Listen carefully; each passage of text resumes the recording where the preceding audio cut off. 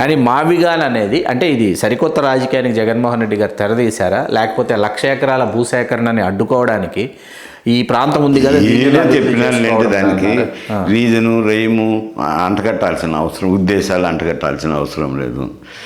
ఇది నువ్వు అమరావతిని వ్యతిరేకించాలంటే రాయలసీమలో భాజపాతో మాట్లాడు, రాయలసీమకు కూడా కొంత అది నీవు చేసినంటే ఇది మాట్లాడేది అనుకుండు. నేల విడిచి సాము చేసినాడు, ఇంకేం చేస్తాడు ఇప్పుడు? అప్పుడు అమరావతి పోయినప్పుడే అమరావతి అన్నప్పుడే అపోజ్ చేసిండు అలా వెరీ బిగినింగ్లో మేమందరం కూడా అప్పుడు అక్కడ ఉండి చెప్పినాం కూడా అపోజ్ చేయమని చెప్పారు.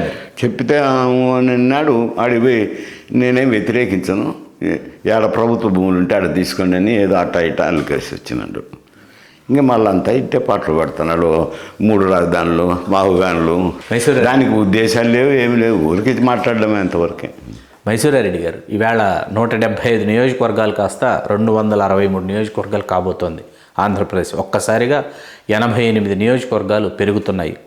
మొత్తం మన రాయలసీమ ప్రాంతం కావచ్చు, ఉత్తరాంధ్ర ప్రాంతం కావచ్చు, మధ్యాంధ్ర కావచ్చు, సరికొత్త నియోజకవర్గాలు పుట్టుకొస్తున్నాయి. ఈ సరికొత్త నియోజకవర్గాలు పుట్టుకురావడం వల్ల తిరిగి అధికారంలోకి రావడానికి ఎవరికి అవకాశం ఉంటుందని మీరు అది అధికారం అనేది జనరల్గా ఆంధ్రప్రదేశ్ ప్రజానికం రియాక్షను.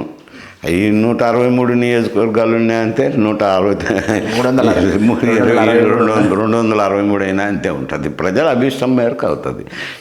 ఈ డివిజన్ పెరిగిన దానివల్ల అడ్వాంటేజ్ డిసడ్వాంటేజ్ ఉంటుందని నేను అనుకోవటం లేదు. ఎందుకంటే పెరిగేదానికి వీళ్ళు కారణమే కాదు, రాష్ట్ర ప్రభుత్వం కారణం కాదు, వీళ్ళిద్దరు కూడా కారణం కాదు. చంద్రబాబు నాయుడు గారు జగన్మోహన్ రెడ్డి గారికి సంబంధమే లేదు, వాళ్ళకి సంబంధం లేని సమస్య. అది కేంద్ర ప్రభుత్వం తీసుకున్న నిర్ణయం ఏమంటే మహిళలకు 33% రిజర్వేషన్స్ కల్పిస్తామని బిల్లు కూడా పాస్ చేసినారు. ఈ 33% కల్పించే దానికోసం సీట్లు పెంచితే మగవారికి కూడా ఇబ్బంది ఉండదు అని చెప్పి ఆలోచనతో సీట్లు పెంచేది ఆలోచన చేసినారు. అది పాపులేషన్ మీద ఆధారితంగా పెంచాలని చూసినప్పుడు దక్షిణాది రాష్ట్రాల్లో వ్యతిరేకత వచ్చింది. ఎందుకంటే జనాభా ప్రాతిపదికన చేస్తే మళ్ళా ఉత్తరాదికి సీట్లు ఎక్కువ పోతాయి, దక్షిణాదికి సీట్లు తగ్గుతాయి. అది వాస్తవమే. ఎందుకంటే గత కాలంలో మన ప్రభుత్వాలు, ఇక్కడ దక్షిణాది ప్రభుత్వాలు పాపులేషన్ పెరగకూడదని కుటుంబ నియంత్రణ పటిష్టంగా చేశారు. ఉత్తర దేశంలో పటిష్టంగా జరగలేదు ఒకటి. రెండోది ఇక్కడ కొంచెం ఎడ్యుకేషన్ అందు ఉండేదానివల్ల కుటుంబం చిన్నదైతే పిల్లలను మంచిగా సాకవచ్చు, చదివించుకోవచ్చు, అది భవిష్యత్తుకు మంచి బాటలు వేయచ్చునని చిన్న కుటుంబానికే జనం కూడా ఆమోదించినారు. అందువల్ల ఇక్కడ కుటుంబ నియంత్రణ బాగా జరగటం వల్ల ప్రజలు ఆచరించడం వల్ల కూడా జనాభా నియంత్రణ జరిగింది. అందువల్ల సీట్లు నష్టపోవచ్చు. దాని మీద విమర్శలు వచ్చాయి, దక్షిణాది రాష్ట్రాల్లో విమర్శలు. ఇప్పుడు ఏం చేశారంటే ఇది బాగుండదు లేని ఎవరి సీట్లు వరకు ఉన్నాయో ఆ సీట్ల మీద 50% పెంచుతాం. ఇప్పుడు నష్టం ఏముంది? గతంలో ఎట్లా జరిగినదో వాళ్ళకి సంబంధం లేదు. ఈ ప్రభుత్వానికి గతంలో ఇన్ని సీట్లన్నీ ఫిక్స్ అయిపోయినాయి. ఆ ఫిక్స్ అయిన సీట్లలో 50% పెంచుతూ వచ్చినారు. పెంచినందువల్ల నియోజకవర్గాలు పెరుగుతున్నాయి. నియోజకవర్గాలు పెరిగినప్పుడు ఎందుకంటే జనాభా కూడా పెరిగింది కదా.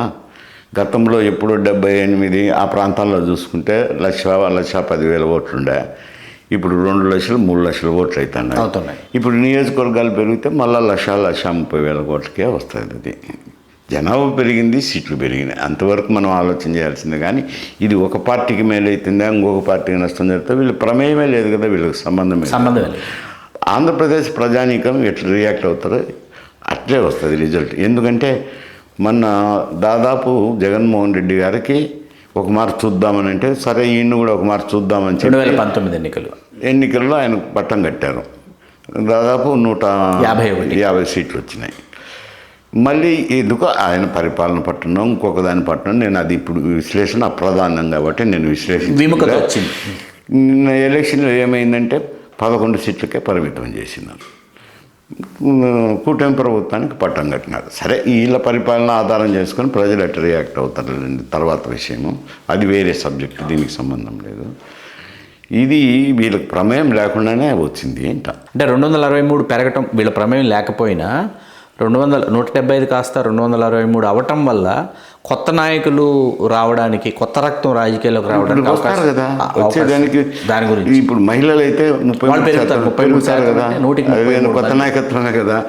కొందరు యంగ్స్టర్స్ కూడా రావచ్చు, వాళ్ళు కొత్త నాయకత్వం అవుతారు. ఎట్టయినా సీట్లు పెరిగిన తర్వాత కొత్త నాయకులు రాక తప్పదు కదా అంట. అంటే కొన్ని సామాజిక వర్గాలు అందులోనే ఇప్పుడు రాజకీయాలు మార్పు చెందినాయండి. ఎందుకు అని అంటే గతంలో అయితే రాజకీయ కుటుంబాల నుంచి వచ్చేవారు, ఎందుకంటే ఎన్నికల్లో ఖర్చులు తక్కువ ఉండేది. మధ్యతరగతి కుటుంబాల వారు కూడా ఎన్నికల్లో నిలబడి మంచి పేరుంటే కనుక గెలిచి వచ్చేవారు. ఇప్పుడు ఆ మంచి పేరు లేదు, చెడ్డ పేరు లేదు. ఎన్నికల్లో నిలబడాలంటే దాదాపు 50-60 కోట్ల రూపాయలు డబ్బు అవసరమవుతుంది. ఒకవేళ పార్టీలు 10,000, 20,000 కోట్లు, 20 కోట్లు ఇచ్చినా కానీ మిగతా 40-50 కోట్లు అభ్యర్థి పెట్టుకోవాలి. 40-50 కోట్లు అనే తెలికి చిన్న డబ్బు కాదు కదా. 1000 కోట్లు సంపాదిస్తే కానీ అతను 40 అంటే ఇప్పుడు ఎవరు ఉంటారంటే వ్యాపారస్తులు, పారిశ్రామికవేత్తలు, కాంట్రాక్టర్స్, ఇటువంటి వాళ్ళు వస్తారంతే రాజకీయాలకి. వాళ్ళ పరపతులు పెంచుకోవడమే కానీ ప్రజల అవసరాల గురించి ఆలోచించే సమస్యల పరిష్కారం జరగదు. గతంలో అయితే మా ప్రజలు ఏమనుకుంటారని భయపడి ప్రజలకు సేవ చేసేవాళ్ళు. ఇప్పుడు ఆ బ్రీడ్ పోతుంది. ఉమ్మడి కడప జిల్లాకు చెందినటువంటి విలక్షణ విశిష్టమైన రాజకీయవేత్తగా రేపు జరగబోయేటటువంటి మంత్రివర్గ విస్తరణలో అతి కొద్ది రోజుల్లో మంత్రివర్గ విస్తరణ జరుగుతోందని వినిపిస్తోంది. మండిపల్లి రామప్రసాద్ రెడ్డి గారిని తొలగిస్తే ఉమ్మడి కడప జిల్లా నుంచి ఎవరు మంత్రి కాగలరని మీరు ఊహిస్తున్నారు? అది ఎందుకులేండి, చిన్న ప్రశ్న, నాకెందుకు అదంతా.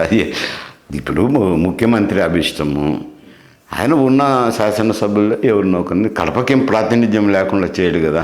ఖచ్చితంగా ఇచ్చి తీరాలో ఎవరికొకరికి ఇస్తారు. ఏముంది, ఉన్న శాసనసభ్యులు అదేం పెద్ద సబ్జెక్టు కాదు. అదే ఇంకా కడప ఉద్ధరణ గురించి ఆలోచన చేయాల్సిన అవసరం లేదు. అంటే మావి గారిని పూర్తిగా అది రాజకీయపరమైనటువంటి చర్చ మాత్రమే.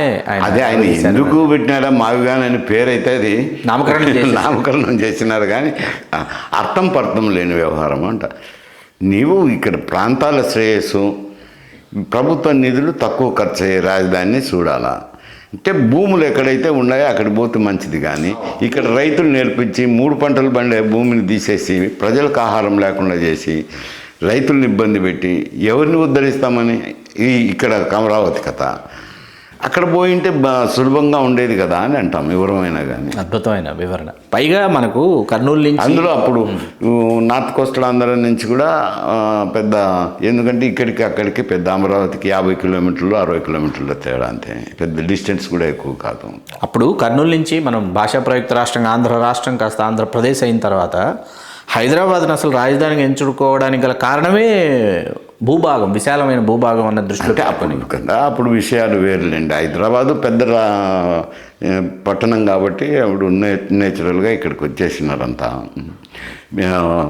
రాజధానికి కావాల్సిన సౌకర్యాలకు అప్పుడు నవాబులు కట్టించిన బిల్డింగ్లు అన్నీ ఉన్నాయి కాబట్టి ఇప్పుడు శాసనసభ, ఇప్పుడు శాసనమండలి పెట్టుకుంటారు కదా, అదే భవనంలో మరమ్మతులు చేసుకొని, అలాగే సెక్రటరేటు అది ఏదో నవాబు కింద ఉండేది కదా, అక్కడ సెక్రటరేట్ పెట్టు, ఇట్లా వసతి ఉన్నది కాబట్టి అప్పుడు ఎవరు ఏమనుకోలేదులేండి.